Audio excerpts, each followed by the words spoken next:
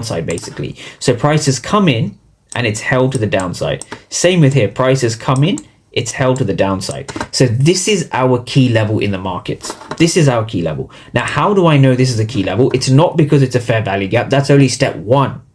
Step two is we've actually validated it via the order flow. So if we just take a look at this this whole chart carefully, what we can see here up top is we can see blue delta. So I've made several videos on order flow, but what you want to do is you want to combine ICT concepts with order flow, right? That's what you want to do. So if I go back to my schematic over here, I'm going to keep coming back to this schematic throughout the video, so be prepared for that. So if you have any kind of ICT block over here, order block, breaker block, even supply and demand, any of these things, you want to essentially wait for the market to tap into your area. Now, in this case, I went short. So this was a bearish key level. Now, what made this a bearish key level was this.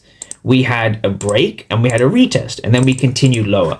So what's really going on here is you want to focus on what's going on in this region, and you want to focus on what's going on in this region. Because if there's one thing you take away from this video is I want you to understand a key level is where you want to trade from, right? A key level is the only thing that matters. And I want you to look at key levels like bus stops.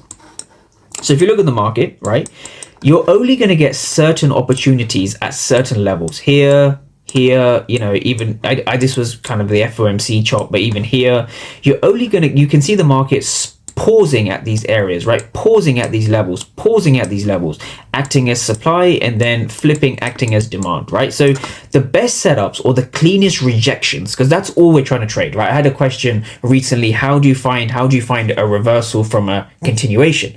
That was a question I had recently. And the truth is, right, you could argue there's reversals and continuations everywhere, but what makes a reversal or continuation valid, in my opinion, is actually knowing where to trade from. So that's your key level. So if you're an ES trader, you need to have these levels on your chart. So again, this is 70.04 to 70.09, and this is going to be 69.90 to 69.84. So you need to have these two levels on your chart. So I'm going to break down why you needed these levels basically.